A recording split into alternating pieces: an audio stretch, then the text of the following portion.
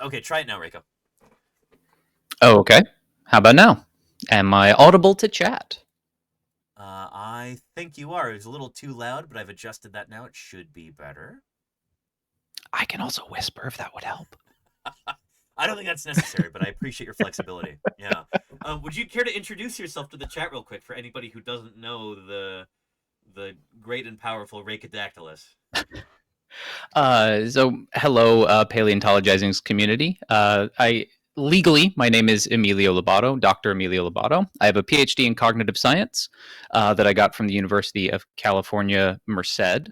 On Twitch, I am at twitch.tv/Racco_Dactylus, where I do a lot of gaming, but also weekly science communication streams where I talk about the science of why people believe weird things. That's specifically what I got my PhD in. And you know, this is a topic that connects to why people believe some very, very ugly, weird things about each other, about women, about like all sorts of groups that are marginalized, oppressed, gate kept out of the scientific community. So I have to confront this kind of stuff head on, as Right. I think all of us in the scientific community have a duty to do, and which you absolutely are doing, and quite a number of our colleagues are taking up this sort of very important task of reflecting on what these kinds of news stories tell us about the scientific community and what we can do better. Right. Well said. I want to make it clear that this isn't just paleontologists who are in the Epstein files. There's a lot of other researchers and a lot of other fields too. Is there How have you been grappling with that? Because I'm sure there are people in psychology, maybe cognitive science too, Oh sociology. God, yeah, yeah. I mean, people I've cited before, Shoot. people I've met personally. Uh-huh. Yeah, it's every field. There is not a field that did not have and I'm not even just say like a member of the scientific community, a Right. prominent leading institutional figure. Right. Biology has had several, linguistics has had several, Right. psychology, Yeah. cognitive science, anthropology, physics. All of us have, and the two things that all these people have in common is that they are white and they are men. So this is a really important and I do worry under discussed aspect of the Epstein connection to the scientific community is that it was it was specifically a very particular demographic that just sort of always seems to be at the center of a lot of these things. Very financially well off white guys. Yep. Yeah. And And that creates conditions that gatekeep out everyone else essentially. right. Yeah. It's not fun to talk about this sort of thing because there's so Yeah. many different parts of there's so many unpleasant things that all kind of dovetail here. One of them is just the lack of public funding of science in this country that could Yeah. make fertile ground for having a billionaire creep be able to like dangle money in front of people, but I almost feel like that's kind of overemphasized. Yeah. What do you think, Reiko? Yeah, I'm gonna try to find it because I did. Like I said a few weeks ago on one of my SciComm streams, it was specific about this, and there was an Mm-hmm. article. Yeah, I found it here. It is. I'm gonna throw it in your chat real quick. Okay, It's nice. was published in Scientific American, Mm-hmm. um, and I don't want to throw smoke at the journalist here, but I do think that the framing is kind of like you said. It's overemphasizing the importance of the funding component. Right. Uh, in a way that incidentally gives a lot of cover to the linguist and psychologist Steven Pinker's association with Epstein, but that's sort of a separate issue. Mm-hmm. But in this article, they cite other researchers who are quoted, and sort of down in the middle, a science communication expert at Cornell says scientists need patronage, they need support. That's not good or bad. That's what it is. And that's been true for 400 years. And I think that's a very common view among scientists. And I disagree. I Right. think it's bad that the history of science for over 400 years has been disproportionately dominated by individual wealthy patrons or individual wealthy organizations Right. rather than public funding from governments and nations and the general public to have that sort of skin in the game for caring about science and having that interest. I think that's actually been a bad thing, but like you said, I think that's been overemphasized as well. This is just one sociopathic billionaire, but all the rest are not problematic.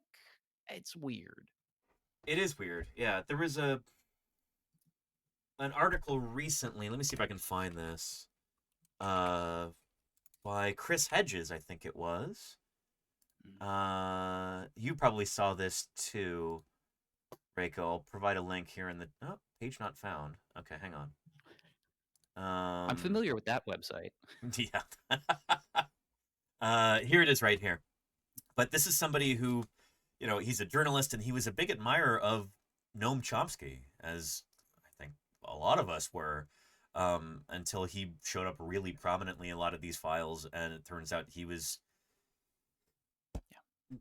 Noam Chomsky is alleged to have been like actively trying to repair Jeffrey Epstein's image even after Yeah. his the trial and the conviction and everything else, like up until just before Jeffrey Epstein died, so like really indefensible. um this piece I think really hit hard because here's this journalist that I have a lot of respect for, and he's kind of grappling with this. Yeah. He says at the end, Oh, I think you may have put the wrong link in chat because that's a link to oh um shoot, the yeah, Twitch never mind. dashboard for us. Hang on a second, it didn't copy properly. Would a Yeah. mod mind deleting that earlier? Can we delete your comments? I think so. Yeah. Here, go for it, Claire. Somebody can. Um, I think so. I should be able to, right? Uh, maybe if I ban myself, it'll get rid of all my messages. We'll Yeah, see. I don't even think the head mod, if you've given that to anybody, I don't even think they can delete broadcaster comments. No, I haven't done the head mod thing. It just seems like a recipe for Yeah. trouble. Um, Oh yeah, because we're all vying for control of being the number one mod. I mean, in a lot of other people's communities, I think that would be, uh, it would be a serious issue. But yeah, I don't think I can delete my Yeah. own. I Anyway, I think you might be able to if you go to your chat settings and you enable your moderator icons and I'm mod not going to worry actions. about You it might right be able. now. I'm just going to flood it with Fair enough. emotes, Yeah. and There you go. let's just get rid of that. There we go. Yeah. Uh, That works. Anyhow, so Chris Hedges writes in this article, Noam Chomsky was not fooled by Epstein. He was seduced. His Mm-hmm. association with Epstein is a terrible and, to many, unforgivable stain. It irreparably tarnishes his legacy. If there is a lesson here, it is this: the ruling class offers nothing without expecting something in return. The closer you get to these vampires, the more you become enslaved. Our role is not to socialize with them, it is to destroy them. Those are strong words, but I agree with the sentiment overall. Mm-hmm. I mean, we as scientists should be above this kind of thing. Like, we shouldn't be part of this milieu in the first place. And I know it can be difficult to get funding. I know that it's tough sometimes, but you have to draw a line somewhere. And it's really disappointing, like disturbing to see that a lot of prominent voices in academia and in the sciences, they didn't have that kind of integrity, you know? Yeah. There's I mean, there is a lot to be said about the culture of the scientific community here, in a sense that like we really have been cloistered monastic orders essentially that we shouldn't be concerned with the affairs of the rabble in our noble unending quest for the truth. And it's like when this kind of stuff comes to light, you realize no, actually the scientific community needs to be a part of society and not Right. apart from it. We are Yep. not above the rest of this stuff. Scientists are people too. we still need to go to restaurants, which means that we are deeply interconnected to the food service industry and the and Sure. agricultural community. We drive cars, so we are connected to the automotive industry and the oil and petroleum industry. We are voters, we are taxpayers, we are intimately connected to the political structure. Yep. Scientists are people, so let's actually embrace our humanity rather than pretend that we can cloister some of it off so that we can just mess around with our data sheets and publish our papers in peace. And I think we've been at a bit of a turn over maybe a couple decades now where more scientists are starting to acknowledge that aspect of what it means to be in the scientific community. But we're still fighting against several centuries of entrenched ideology that is science is this dispassionate, objective, whatever it is. And it's like, nah, man, I know you people. We go drinking at the same bars. We're not dispassionate, objective observers. We are passionate subjects who are trying desperately to answer questions that we just can't let go. And that's what makes all of this exciting. Why would we not embrace that and pretend that we're something that we're not? Right. And I want to make it clear that I wasn't trying to say that scientists should be dispassionate Vulcans or Oh, no, I something didn't like that, think or you that were. should Yeah. we should be completely above the like what I'm doing here on Twitch obviously is like trying to do science outreach and make it interactive and just Mhm. talk to folks where they are. I don't think I'm better than Oh, anybody yeah. else. No, That's I not, I I didn't mean yeah. to And I imply that I'm you not had saying that you said were, anything yeah. wrong. Yeah. Yeah. But I just want to make But that this is really actually clear for part anybody of watching. some research papers that I've been working on for a few years with one of my doctoral advisors in this. Like the topic that you might, anybody interested would want to look up is the concept of science adhering to the value free ideal. Mm. Versus the value laden turn in science. And we were actually publishing on sort of the public's views on values in science and Does the how current these project ever manifest just? in things like people's expressed beliefs or how they do things like comment on proposed rule changes to things like the EPA.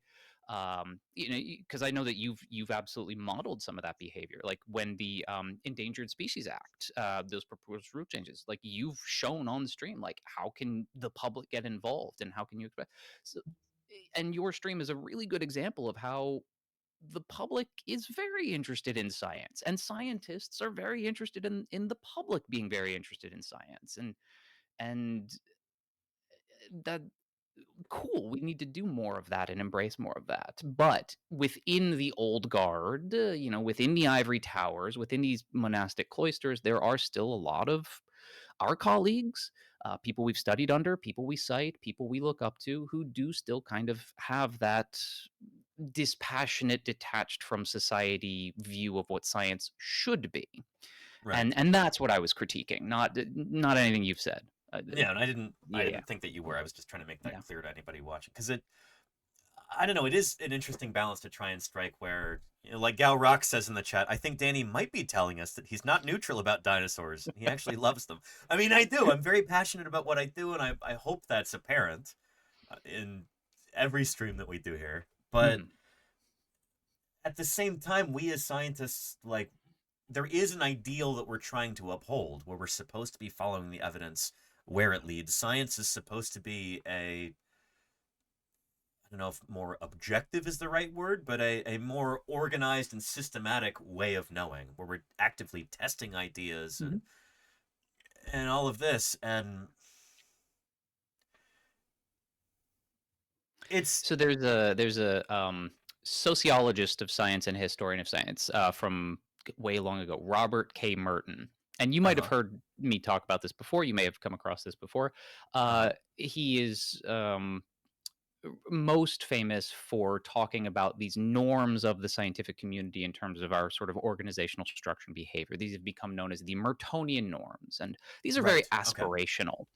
yeah, But these are norms like now this was done in the 1930s and 40s, so the word that he used is communism, but because that has such a very particular political inclination these days, we typically refer to it now as communalism, yep, which is this idea that science is for everyone and that we as individual scientists have no right to gatekeep knowledge. We right, are entitled to the credit for what we have discovered. or invented or progressed in the field, but we are not entitled to hoard knowledge. Another norm is universalism, this idea that Mm-hmm. science is for everyone to participate in, and the only requirements be that you have well-formed ideas that you can defend, and you sort of adhere to the standards and norms of the particular research methods that your projects and disciplines endorse, rather Mm-hmm. than do things like everybody's opinion is equal. It's more like, well, as long as you agree that this is how you use the Bunsen burner and the beaker and the hot plate and all that, like then you can be at the table of science. Mm-hmm. um, Another of these norms is called disinterestedness, which is Hmm. not Merton arguing that the aspirational norm of science is that we don't have passions, Yeah, like we're bored or something. Yeah. but we allow ourselves to temper our passions and be guided by the evidence. Right. And then the final Mertonian norm is organized skepticism, this awareness that what we do as scientists is not individual. We Hmm. are a community, and we have to operate at the level of organizational skepticism, which is not the same as denialism or cynicism. Right. Skepticism facilitates belief, it's not the denial of belief. Um, and these Mertonian norms are, they're not how we are, they're what we aspire to, and we hopefully try to incrementally get closer with each new generation of research methods, each new generation of new norms and policies for how to train scientists, how to teach, how to publish, how to communicate, and so on. But Weirdly enough, in a lot of training for a lot of scientists, we don't get a lot of explicit instruction on these norms and values of science, Oh. Merton's or anyone else's. A lot of times it's part of the hidden curriculum, stuff that Mm-hmm. we implicitly get but don't know how to explicitly talk about.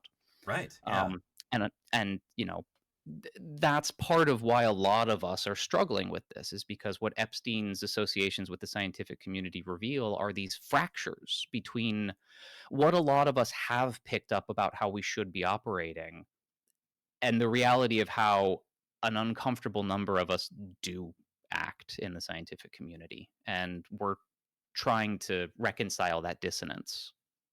That is something that I've been continually surprised by over the past, I don't know, decade or so. It's just how few of my colleagues seem to really know or care much about philosophy of science. It's just this idea that, like, hey, there's this enterprise that we're all part of, and you call it like a hidden curriculum almost, where like Mhm. here's the stuff that we all, it's supposed to be there in the background and we're supposed to know it, but very few people are able to actually explicitly state these ideals or what, or even be able to define what science is, um beyond like a fifth grade science fair, hypothesis, experiment, conclusion sort of thing.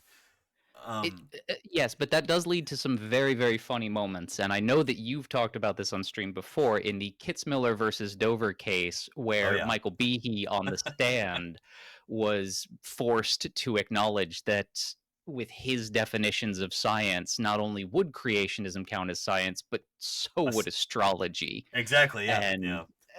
uh, so the lack of scientist, because Michael B, he is a scientist, he's just not a good one, and he's also a pseudoscientist, he's got a Yep. PhD and all that. So the lack of philosophy of science interest among the scientific community has led to at least some comedy, For sure, um yeah. in that, so I'll give it that at least. Uh-huh. It's nice that it can be highlighted with stuff like yeah, but now it's being highlighted in a very different kind of way that's not as nearly as, it's not Mhm. funny. Yeah. Not to bring down the mood too much, but what do you feel has been the primary reaction that you've seen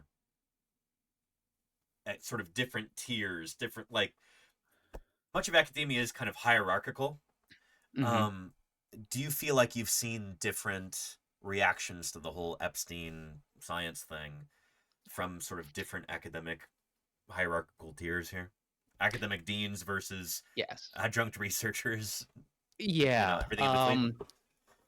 Yeah, so I've seen and I do want to be a little circumspect talking about this, but I Sure. have seen Yeah. that those who tend to be higher up on the administrative side of academia, to be clear with Chad about this, administrators in academia have PhDs in academic disciplines. A lot of them are scientists. They're in the humanities. They're PhDs in psychology, economics, history. It's all like so. Academic administrators are within the scientific community as well. They're tending to be a little bit more guarded about what they say, in part because their position might then, one, be mistaken as a statement on behalf of the organization that they're administrator for, and they have to be very careful about that. Right. Um, but also, they have this additional burden as being an administrator of keeping the doors open for the university, which means trying to step on as few toes as possible, um, which includes stepping on the toes of private funders, uh, Right. as Yeah. well as to politicians who, for public universities, control the purse strings to a large degree. Hmm. So they're being a little bit more circumspect, that I've noticed. But then there are also news stories of some administrators at places who are still trying to defend their associations with Epstein as Hmm. a result of how much money he gave those universities. Right. Um, and there are additional universities that have, in the past few years, not just recently, but in the past few years, given back, so to speak, or like donated some amount of money commensurate with the amount that they received from Epstein to nonprofit organizations as this attempt to sort of manage their reputation and apologize. But Interesting. I haven't seen that's that been yet. very That's few. yeah, yeah. The Santa Fe Institute did that a number of years Okay. ago. I think in In New 2019 Mexico? or 2020. They had received, I think, I'm gonna get the number wrong. Over $100,000 they received from Epstein Mm. after I think he died. Uh-huh. And more news stories broke about it. I think that I've got the timing of this. They ended up donating a chunk of that amount of money to local nonprofits and things like that. Hmm. So that is one example, but that was also years ago. There are other organizations that have likewise tried to do damage control in a variety of ways. Hmm. But then, yeah, lower down the academic hierarchy and totem pole, you are seeing a range of responses, and those range of responses also intersect with the demographics of the individuals. A fair number of women academics and women scientists are either just sort of saying, yeah, this is the culture of academia. Epstein's not anything particularly special, um, all the way to incredulously sort of asking, is there any evidence in these communications that have been released about Epstein of any men standing up to Epstein Right. and saying no or condemning him or anything like that, with Hmm. not a lot of amazement when it's sort of responded with, there's almost no real condemnation in these files from Right. anyone. Um, and among a lot of men, academics, you have a much more diverse array of responses that range from "we had no idea" all the way up to "yeah, no, we know this was going on because we, it turns out, listen to women and take them sharing their experiences kind of seriously, and we've also kind of known that things are like this." Hmm. And there have also been responses from academics of color, scientists of color, particularly black scientists and so on, going, hey, anybody else noticing that all these academics that Epstein is buddy buddy with are white? Isn't that kind of interesting? Even though there are also, black academics who also have these kinds of misogynistic proclivities. Isn't it also interesting that there's this racialized component to all of this? Should we talk about that? So we are Right. seeing a variety of responses that do intersect with people's positionality and demographics. Um, Nobody knows really what to do except Right. at this point to condemn it all. Hmm. And we're all just, I say we like I'm still in academia and not a Twitch streamer, but academics are also just like my understanding is they're trying to figure out ways that they can work within the systems to make things better. But I'm gonna quote the I'm going to quote Audre Lorde and say that, the master's tools will never dismantle the master's house. But I'm also saying that from somebody outside the master's house. So I mean, you still take what I publish say and with a you're grain you're of still salt. doing active research. Like it's, you're Yeah. not completely So are outside of you. academia. Yeah, yeah, and I don't know. It's weird being like in this kind of limbo outside. Mm, So I never quite know yeah. how to, what terminology to use. But anyway, I also want to point that we got a big raid from Casey Snowart. Thank you, Casey. Sorry you dropped in at a time when we're talking about such a dire topic, but it's important, which is why Nine. we're discussing this. Yeah. Like as That as means I'm in members here of. twice now because I was lurking in Casey's stream. Oh, you were. Yeah. So let me close the Nice. tab. There we go. Double rake out. Yeah, yeah. But anyway, for anybody just joining us, we got into the whole like Jeffrey Epstein and science topic because, well, this really exciting new Spinosaur paper that just came out on Thursday. Uh, I was going over that right as soon as it came out. It dropped just before I started my stream, and then I saw that the third author on the paper is a guy, former Microsoft executive. He's mentioned very, very prominently in the, well, very, very prominently, a bunch of times in the Epstein files, and again, it's hard to find the words to describe this sort of thing. Um, None of the press coverage about the Spinosaurus discovery talks about this at all, and I feel like it's worth discussing. So we've got Rhacodactylus here, who's a cognitive scientist and is somebody I respect tremendously.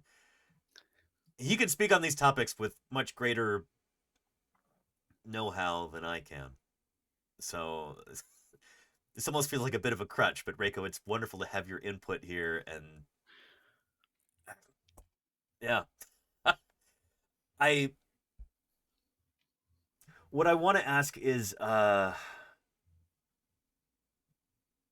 as researchers, when we're dealing with something like this, when you have a colleague who is possibly implicated in this sort of thing,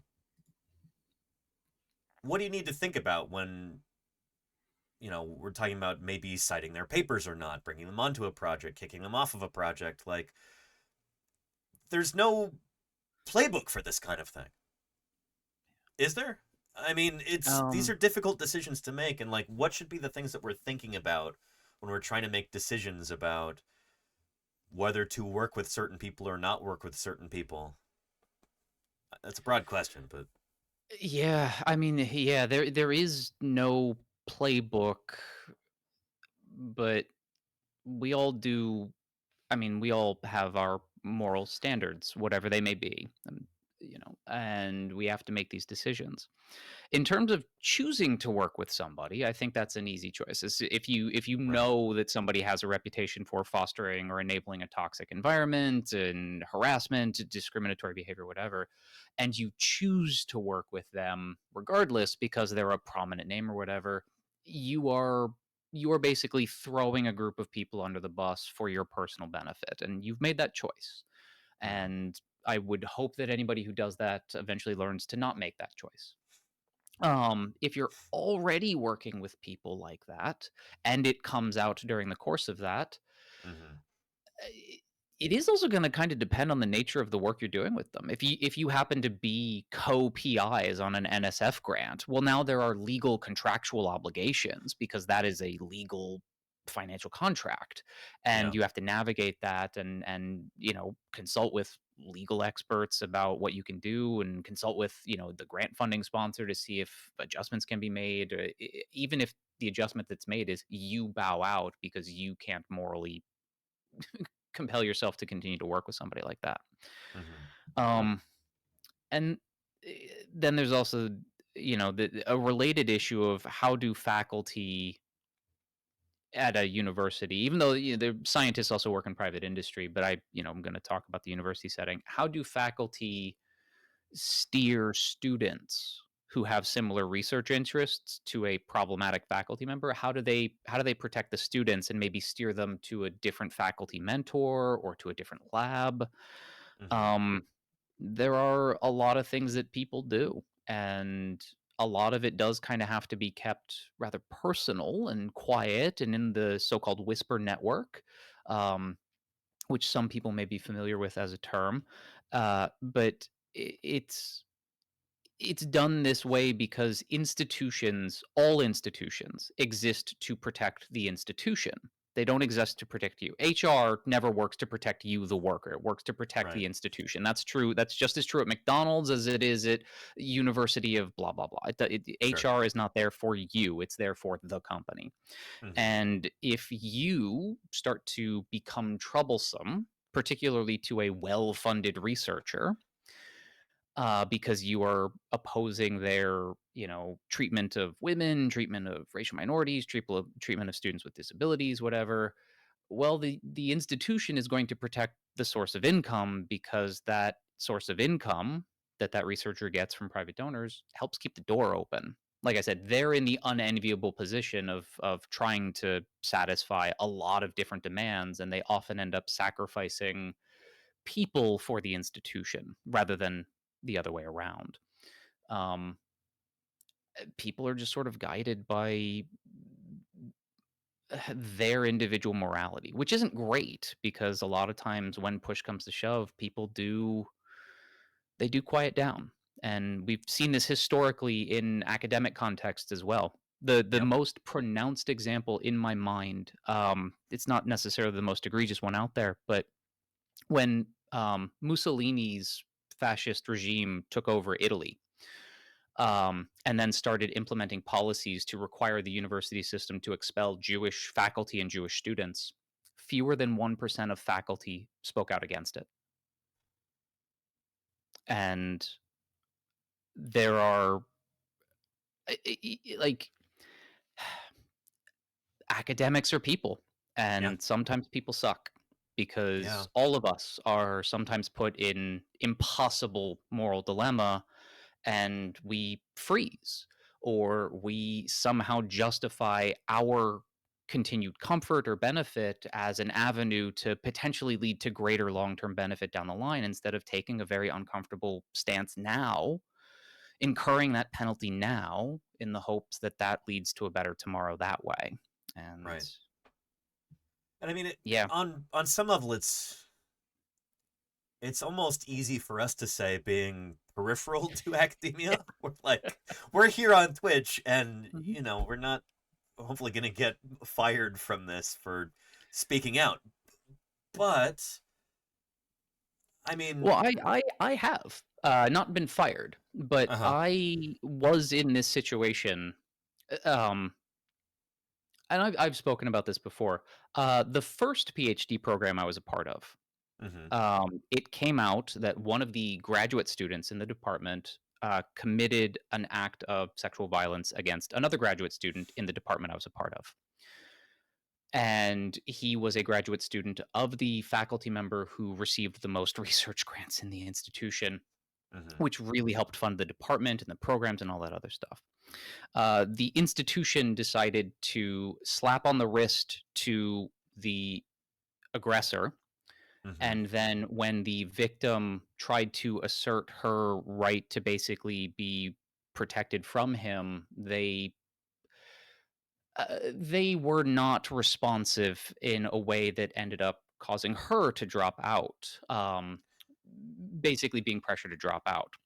Uh-huh. And as all this was going on, I'm sitting there watching, and I'm in a psychology department. There actually are faculty whose specific areas of expertise are things like sexism and sexual harassment in the workplace. Right. And I'm Yeah. seeing all of these people beholden to the institution.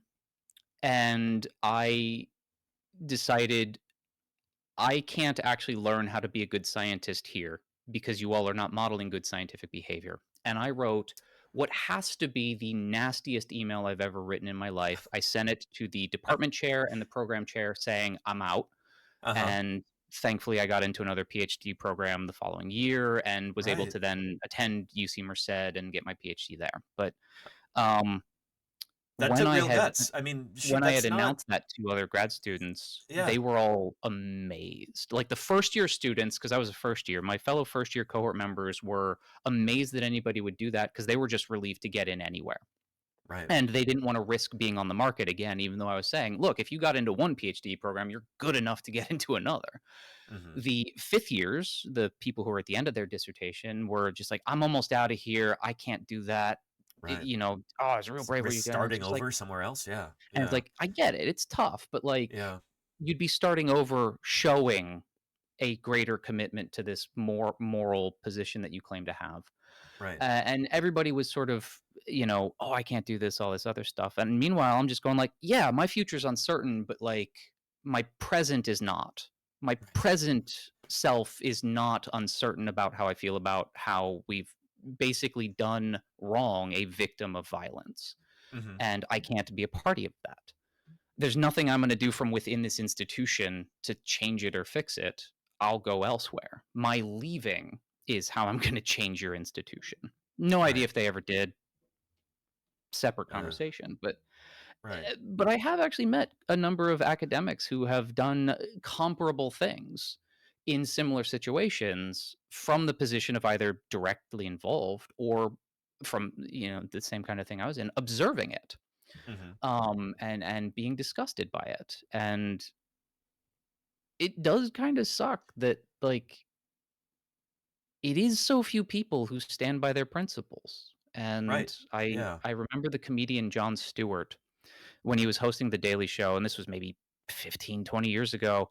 I can't remember what the topic was on, but a quote of his was in my mind was that if you pick up and put down your morals the way you put on and take off a coat, they're not morals. Right. Um, It's just an it's act. not the Yeah. quote; it's a paraphrase. Yeah. Yeah. But he was Yeah. he was on one of his infamous moralizing rants, and there was a good line in there about how like they're only your morals if you're actually sort of having to struggle with them rather Right. than something that you just adopt for the sake of convenience and so on. Exactly. I've And heard it said before that like that's why we admire people who have principles, because yeah, having principles means that you're actually sacrificing something for a belief that you have. Like if you're not sacrificing anything, then they're not real principles, you know? yeah, yeah. And that, I mean, this was before I was I think this was before I even finished my undergraduate, but that was a line that has clearly stuck with me for so Yeah. long that I was just like, yeah, no, we need more people to say that. And then we also need more people to live up to that. And then I remember some words from one of my undergraduate mentors in a completely different context that was not about moralism or moralizing in any way. It was just a simple quote of, if not you, who? And if not now, when? He was quoting a Right. much, older aphorism kind of thing. And then when push comes to shove, I try to remember that. And I don't want to pretend that I'm a good guy on all this all the time. I have dropped the ball morally with dilemmas all the time, but it is interesting that when it comes to the scientific community writ large or the academic community writ larger, because it's also philosophers and engineers who are in the Epstein files too, Oh yeah. you know, what does it say about us that collectively so many of us drop the same ball Mm-hmm. time and time again when it comes to the treatment of women and, with regard to Epstein, the treatment of women and girls? Right. We I got to do think that's better. exactly, yeah. One of the things that I think is particularly disturbing about this is that maybe it's a sample bias thing. Maybe we're only hearing about the most prominent names, but it seems like Epstein did kind of seek out some of the most prominent people in academia. And these are generally people who are pretty well connected to start with. It's not like they're, having to do crowdfunding campaigns to fund their research. It's not like these are people who are necessarily particularly hard up for cash or anything. Um it's like these are people who could have found money elsewhere in a lot of these cases. Um it seems like a hierarchical thing. Like, if you're a particularly prominent researcher, then these are the circles that you're supposed to run in, you know? It's the impression that I get from all of this. Um how much do you think like prestige and reputation and like maybe a feeling of entitlement, like, oh well, look at me, I'm a very accomplished researcher, so I deserve to be here, maybe doing really scummy like, how much do you think that plays a role here, this idea of like hierarchy, prestige, reputation? Yeah. Um, oh god, yeah, it plays a huge role. Y- all of us do things that we think we either are entitled to do or think we can get away with. And that doesn't have to be like scummy or anything. Like, Hmm. I go to the store and I buy pasta because I think I'm entitled to have pasta for dinner. Like, Sure. like that Yeah. kind of stuff. Everything we do, we think we are Yeah. entitled to do it. And there are a number of things that we don't do that we also think we're entitled to. And sometimes that's a difficulty of access or opportunity to do it. I'd like to own my own home. I think I'm entitled to home ownership, but like I can't do that right now. Hmm. But that also does include some things that people think that they're entitled to do, but they know others would disapprove of. You Right. know, Yeah. I'd love to drive 100 miles on the freeway because it would make me get to LA faster, or, whatever, to get to to get to Fresno faster to get to the airport. But like I'm not gonna do it because there's a societal stigma against driving 100 miles on the free. I mean, maybe not here in Yeah. California, where goodness gracious, people on the highway On the five. Holy seem cow. to Yeah. think that the only speed Yeah. limit is E. Just my goodness. Speed Um, of light. Yeah.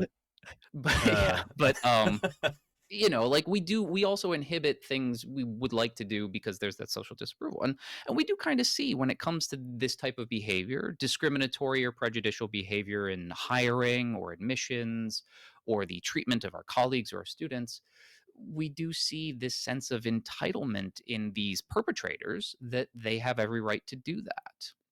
In the Epstein files, there are communications with faculty members where they are talking about how they do not think that women have the biological capacity to be scientists, to contribute. And these are scientists who also serve on hiring committees, serve on graduate student admissions committees. How right. many women have been kept out of these institutions because one or more men in the department felt that, well, let's not take our chance on a woman because biology. Like how much creativity have we lost basically gatekeeping these people out because these Right. men feel entitled to have a male dominated environment or a white dominated environment or whatever it is. um so they have this entitlement in part because our broader society has always had this fascination with this hierarchical organization. Who are the superiors? Who are the inferiors? Hmm. And if you are a superior discoverer of knowledge or inventor of knowledge, I'm going to include both of us in here because we discover knowledge. We do have a high degree of social prestige. Scientists are Yeah. a very well respected member of society. Yep. And I think some of us forget that we have to earn that and Right. not that we're entitled to that. Yep. And that's where I think some problems arise is straight up a sense of entitlement to that prestige, and they enforce that by gatekeeping out everyone else. Hmm. And Well said. Yeah. it it sucks. Yeah. Yeah. Um, I wonder if you have any thoughts on how we can get out of this. How can we prevent this sort of thing from happening in the future? Maybe this is getting into stuff that's a little too utopian, but let's be lofty about this. Like, how should we uh as academics, as scientists, as researchers fight against this kind of culture? You know? um I for TOS reasons, I will not say what my immediate thought was Redacted.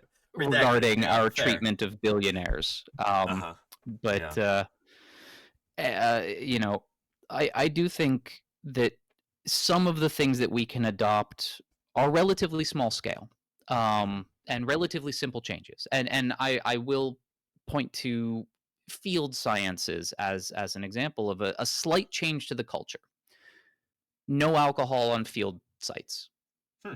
At camp, said anything like that, because that the presence of alcohol creates an environment that is more threatening to sex and gender minorities and sexual and people who are in minority sexual orientations, Hmm. because there are members of those majority groups who you get a little of that inhibition removing kinds of substances, who then start to say things they shouldn't say, do things they shouldn't do, and that dissuades more people from those minority groups from participating in those disciplines that do a lot of field work.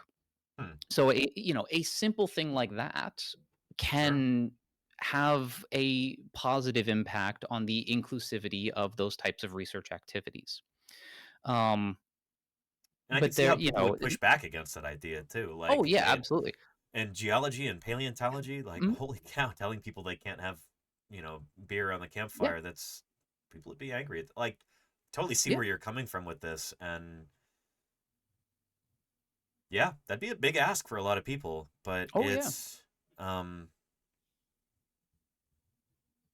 it is a solution.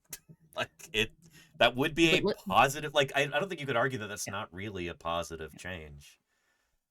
But let's reflect Yeah. on what we both acknowledge there. That is a huge ask for a lot of researchers. So if Hmm. that little thing, let's not have beer and wine Yep. around the campfire when we are 100 miles from the nearest town doing our Hmm. soil sample research or our archaeological research, how much harder would it be to implement any other sort of Right. systematic change to things like hiring practices, payment practices? Because a lot of universities in the United States are public universities; they are government institutions. So the salary information of everybody who works there is public knowledge.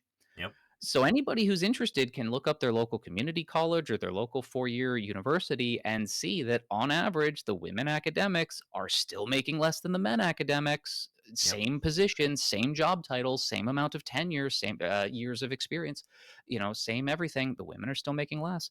So how much if it would be, because it really would be a lot of ask to change the culture of these field sciences to just be like no beer around the campfire.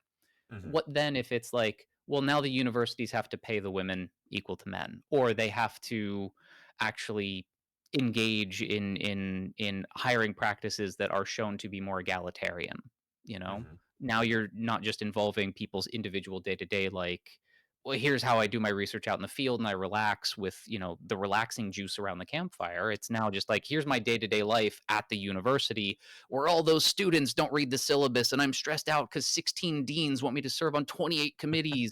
And now Yeah. I also have to care about this other stuff. Um, so, if even the small changes are big asks, the big changes are even bigger asks. That's a good And point. Yeah. I wish I actually had any real solutions for this, but I will, rather than pretend that I have anything to say, I will instead cite several women who have plenty of things to say about this. Hold on one second. Yeah. And I was just thinking about what you said too. So I'm just trying to fill dead air at this point. But like, if it's, I say that's a big request to make of people to like not have alcohol in the field. But if that's what it takes to allow certain people to be able to participate in field work and help them be safe out there, then that seems like a low bar, you know?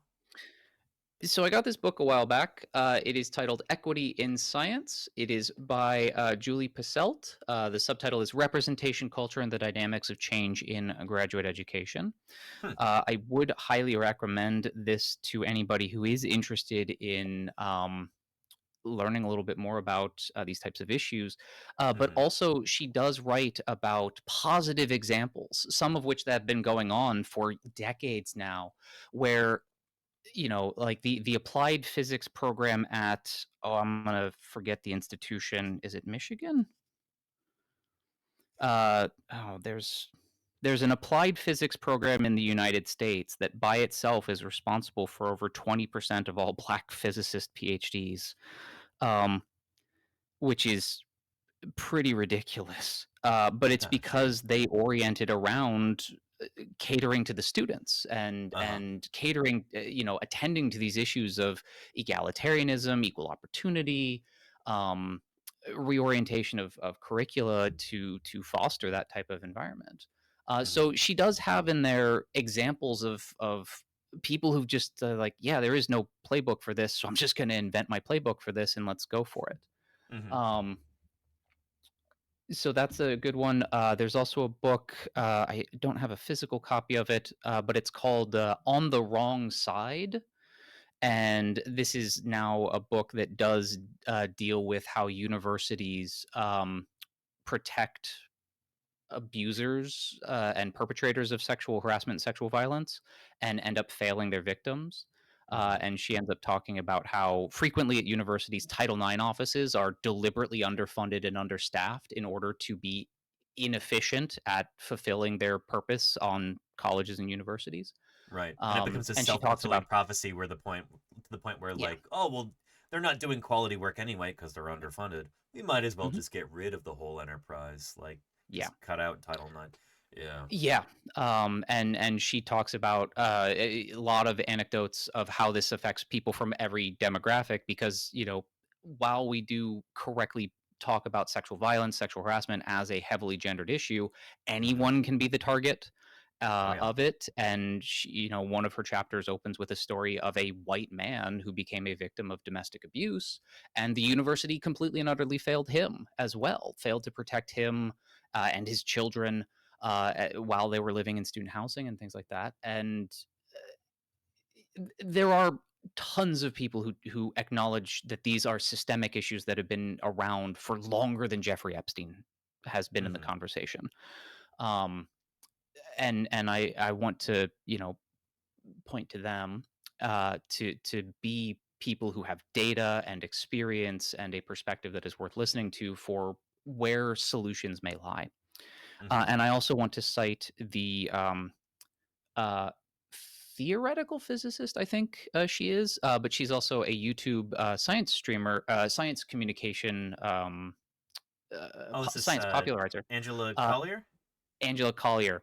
Yeah. Yeah, yeah. A few years ago, when she got started, one of her first videos was on the prevalence of sexual harassment by prominent men in physics. Hmm. And in addition to detailing, a lot of the accusations levied at prominent men, she does end with just thoughtful suggestions for how the scientific community could deal with this. And one Right. thought that she had that I have thought about is, well, we don't have to cite these people anymore because they're not the only ones working on these issues, but also like there's nothing to stop us as a scientific community from just synthesizing their contributions to science with everybody else's, and then those become the primary articles that everybody cites a million times instead of the Hmm. first the discovery made by this person and instead. And I like that because in our profession as scientists, citations are a currency, Hmm. Yeah, and absolutely. we Yeah. can selectively deprive bad actors of that little bit of currency. And Hmm. why don't we do that? Yeah. I feel like that already does happen a lot in paleontology with um, people who are have a reputation for being, uh, shall we say, less than socially minded about things. Yeah. Um, but you make a good point in that we are already making choices about who to cite and who not to. You can't cite everybody. You can't have you know, your citations list be 40 pages long. So we're already making value judgments there to a certain extent. But yeah, I do know people who would really rankle at the idea of not citing somebody because, you think they're a jerk or because they, have been like an active abuser or harasser or somebody like that. But again, we have to draw the line somewhere. So I Yeah, guess it becomes I've like a encountered personal people moral like choice that there. too. Yeah, yeah. And my response to that, when I've had colleagues or friends who've made that argument, which is very, very similar to like you can't separate the art from the artist when it comes out like an actor or an athlete or Sure. whatever. Hmm. Um, my response to that has I can't remember where I even got this from, but it's been this: do you really think that their research is completely unaffected by how they treat everyone that they work with? Hmm. They're students who are in like my field doing a lot of the data collection, or Mm-hmm. running the research participants? Do you really think that their research is completely and totally unaffected by how they treat their colleagues? Mm-hmm. Um, it's not like we're at a lack of instances of men, for example, stealing the credit of women or Right. leaving women's names off of papers that they substantially contributed to. I mean, most famously is Watson and Crick leaving off Rosalind Rosalind Franklin Franklin. for Yeah. discovery of the double helical structure of DNA. And then I believe it was Watson. Maybe Crick also did this, but Watson, who ended up, they shared a Nobel Prize for this. He used his clout and privilege to steer the Nobel Committee away from recognizing other, accomplished women in the field.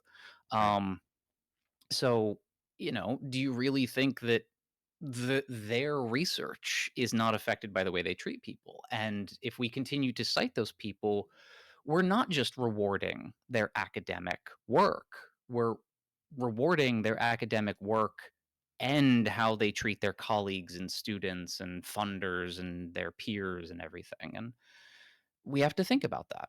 And I'm not going to pretend to be, completely pure in this. I still have to make these decisions too, and I still sometimes cite people who I don't necessarily think are the best representatives of the Sometimes field. you have to. Yeah.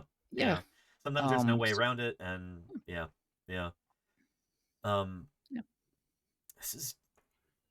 I really appreciate being able to talk to you about this, Reiko. This is especially such a spur of the moment thing. Thank you for suggesting this. Um, I wonder Well, if you have any I advice wanna I for. wanna I Yeah. wanna, I wanna ask you this as well, because, specifically in the field of paleontology, and I guess specifically in your contacts who are or across the paleontology sort of domain, not just at in conferences like SVP, but just sort of across, you Mm-hmm. know, I'm all right. The jokey question is, why did you people of all people think that you could keep things, from being dug up? But less jokingly, um, what does paleontology? What's the range of paleontologists' response to this? Because I know that SVP has put out a statement, and Mm-hmm. they have also you sort of ended their statement by saying that they are receiving feedback from members and are going to put out a stronger statement later, or looking for how to do things. Yeah. What's your perception from your colleagues and the people that you're talking to with regard to sort of any of the issues that we've talked about? That's a good question. I want to make it very obvious at the beginning that I'm not speaking Yeah, for SVP here in any official capacity. right. But yeah, I've talked with some colleagues about this on the phone and over DMs and stuff like that on Blue Sky and email. And there was the SVP has been having these town halls, and I'll be having another one soon, where everybody can join a Zoom call and we can just talk about this. Um, I think shock is still kind of the primary. Shock and outrage are the two primary feelings here. Um, there's limited things that a group like SVP can really do from a legal standpoint right now, but and other people are really frustrated about that because they want to see swift, decisive action, and it's unclear to me how possible that really is at the moment. I do know that when we talk about something like this, when we talk about like prominent men showing up in the Epstein files, it's not isolated to just that. It brings up all of these other memories, feelings, scenarios, things that people have gone through in the past. And I think SVP's response to this and whatever we do as a paleontological community, in some way, is kind of going to be a referendum on how we've dealt with scandals like this in the past. Not just scandals, but like instances of abuse and harassment and misconduct. It all feels like it's kind of coming to a head here, and all of these feelings, the whispered networks and the rumors and people talking to each other, avoid this guy, watch out for him. All of this stuff is kind of coalescing right now, and it's kind of coming to a boiling point. And I really hope that we can move forward in a thoughtful direction after this. and that this will be a turning point, you know? It's something that I've never really had to think about that much as, like a white passing cis het male in paleontology, like a dude with a beard who like wears a sun helmet in the field. Like I I fit the bill for what a paleontologist should look like. And so this is one of these things that I've not really it would be easy for me to ignore this, I guess is what I'm saying. And I think I have a responsibility to talk about this sort of thing, and to whatever extent I have a megaphone or a platform that people listen to me, like I want to make sure that this sort of thing is being discussed, and that people who wouldn't normally think about speaking out have a platform and a megaphone to do that. I hope that SVP provides that as well to people. I hope that we're starting to see a change in a positive direction here. Does that answer your question? Sorry, I went all over the place. Yeah, yeah, a bit. No, so my understanding of, it's a different domain. I don't understand the paleontological culture all that much. Most Yeah. of what I understand is through this stream, but I have also observed on social media platforms other paleontologists talking, and I remember, was it 2023 or maybe 2024 SVP? I think one of the initial opening talks, because I Mm-hmm. think Mary Lewis shared, former president of SVP, had Yeah, shared yeah. Mm-hmm. things on Margaret Lewis, yeah. Blue Sky. Yeah. It was one of the opening talks was a paleontologist talking about the role that paleontology has played in systemic racism and colonialism and Sure. what that has Yeah. done in the field. Mm-hmm. And I interpreted that as an outsider, but whose domain also deals with similar things, as a positive about the direction paleontology is We're trying going to in, reckon that with there that. Yeah. is, Yeah. being front and center about this and not Mm-hmm. hiding from it. And maybe, again, I don't know, maybe this is naive from an outsider's perspective, but instances like that actually kind of fill me as an outsider with a little bit of optimism that maybe paleontology, or SVP specifically, can also kind of, lead the way in this domain as well, by confronting that too, and Yeah. being that way, and being forward. 'Cause I would hope every scientific discipline has an organization that can do likewise. The Society for Neuroscience or the American Psychological Association or anything like that. I would hope that Mm-hmm. every discipline has something like that. But I also know that that is naively optimistic. And instead, I do want to keep my eyes peeled across the scientific domain to see which communities are doing what and how they're doing it. Yeah. I don't think it's And naive. I think it's perfectly fair to have that kind of an expectation, or at least a hope, and a push in that direction. And I don't know. I've been proud to hear some of my colleagues talk about this and how they really want to push hard for changes. Um, I think SVP absolutely has the potential to do that, and it's been interesting, like hearing perspectives from scientists outside of paleontology, like, oh yeah, our big professional organization, even though they have way more resources than SVP and they have full-time staff, it's like they they would be probably trying to ignore this. They've done stuff like that in the past. Paleontology, I like to think, has an okay reputation, and we do try and reckon with those sordid elements of the history of our science. If we're talking about people like Henry Fairfield Osborn, the guy who named Tyrannosaurus and Velociraptor, he was like a major eugenicist in the United States in the 1920s. He was like one of the really prominent people in that whole eugenics movement. He was a disgusting racist, and I, like I like to think that we don't shy away from that kind of thing as paleontologists. That we'll discuss this out in the open, and we should be ashamed of that past, but it's not something that we should shy away from talking about. That shame should be,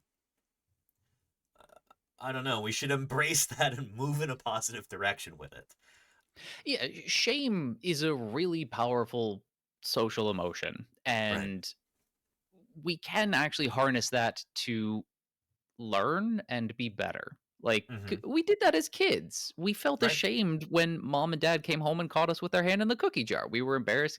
Like, shame can serve pedagogical ends when we are Yep. dealing with these sorts of issues. And it sucks. Like I don't like feeling ashamed about all the things I've done over my life that I feel ashamed about, but like you should channel that into growing, and we can do that as institutions, as communities, as organizations, not just as individuals.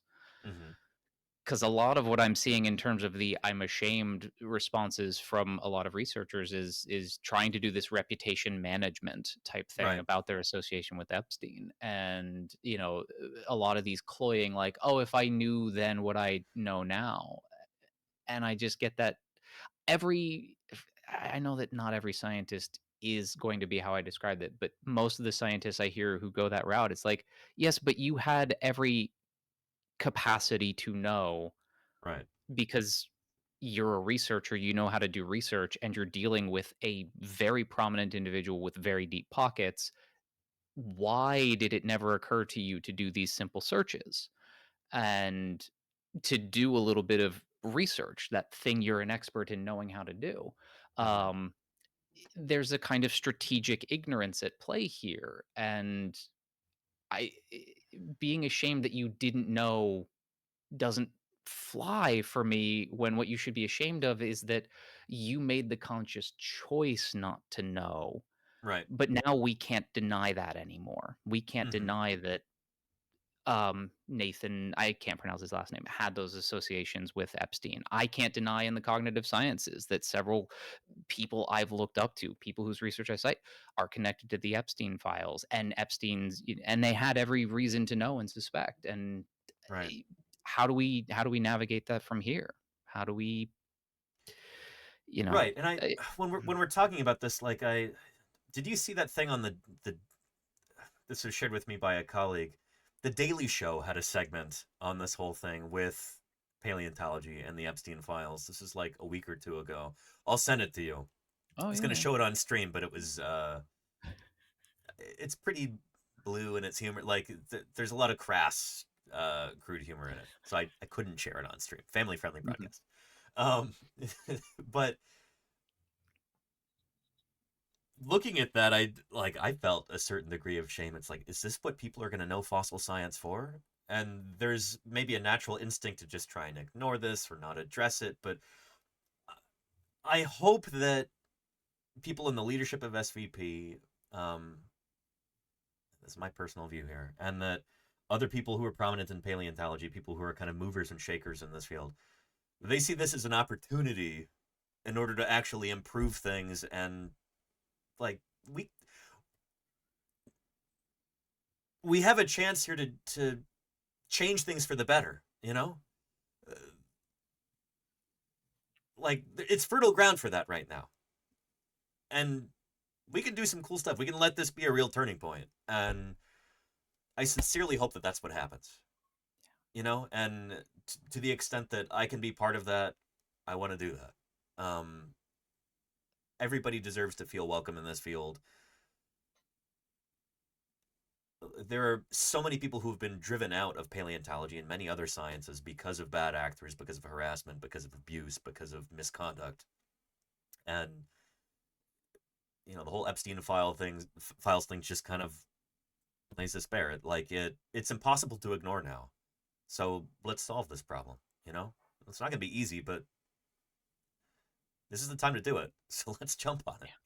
That's kind of my feeling right now.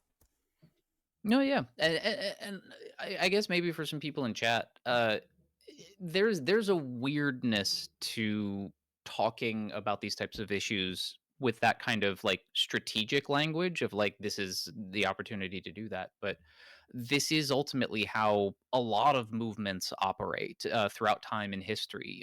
Yep. Rights advocacy movements for all manner of minority groups that have made progress in industry, in government, in academia.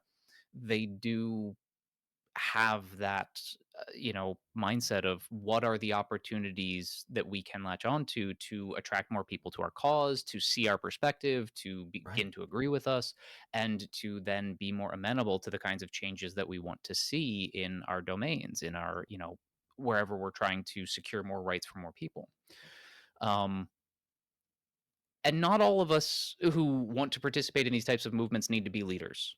Like, Right. not everybody can be a civil rights leader. Yep. Like, for Not everybody movements to should operate, we be. also Some need people just people to yeah, we yeah, also need people to participate in a following role, so that way, absolutely. Yeah. what's the saying? Too many chefs spoil the stew or something like that. Yeah. We do need some organizational structure to this, and that's, you know,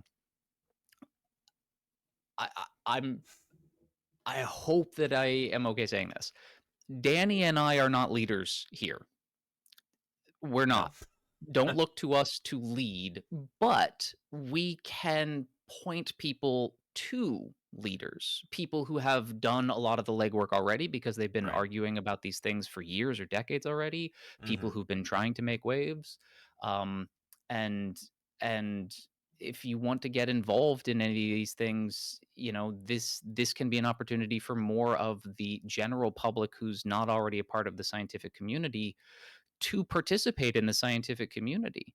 And Absolutely. we'll do our best to steer you to the people that are doing these types of things or are advocating for the types of things that we want. We'll definitely share our opinions for these kinds of things. um this is not something that the cloistered monks in the ivory tower should do alone, because Right. look at what we've done on our own already. Yep. We That's what need got us into your this mess. involvement. Yeah. Exactly. So Yeah. And I think um increasing yeah. transparency in science and like better communication to the public and like these are all parts of a solution here. These are all parts of how we move forward and actually improve things in the long run, bit by little bit. So Yeah. yeah, I really appreciate your time, Reiko. This is it's been an honor. Thank you for suggesting this. Holy cow, I'm glad it worked out. Uh, I have not stopped talking about this for months. Like, well, I'm sorry to really, make you since rehash it, but it's no, no, no, no, no. 'Cause really the appreciate great your thing input. is every day I'm encountering more and more and more resources, more and more people who are talking about this, who are publishing about this, Hmm. um, who are, you know, um, adding their voice to it. Because, like you said, this is an opportunity, and I think a lot of people are jumping on this. And you had said earlier that you're having a lot of phone conversations, a lot of conversations with colleagues and things like that. I imagine a lot of us across a lot of domains in academia, in industry, in government, in the public arena are having a lot of these too. And let's signal boost as much as we can. The Right. links that you've shared, the stories that you've shared, and that all the other science communicators, because it's not just us on here doing it. It's also on YouTube. It's all the other science communicators across all these platforms who are talking about it. Let's keep signal boosting this and drawing more attention to this, because uh, that Scientific American article that I shared earlier ends with Steven Pinker lamely trying to argue that a lot of attention is being paid to his, photos and videos in connection with Epstein as a way to distract from Donald Trump's association with Jeffrey Epstein. And my response to that is, no, man, Epstein's connections to the scientific community are just as much a story as Epstein's connections to prominent politicians and businessmen. They're not. Sure. We don't have to hierarchically rank which one's worse. It's all bad. Yeah. Let's be pretty clear about that. It's all Um, part of the same yeah, rotten tapestry there. It's yeah. yeah. So let's keep talking about this Yeah. and keep the conversation going. But it's uncomfortable. You had started Yeah. this with the Spinosaurus paper, and very uncomfortable.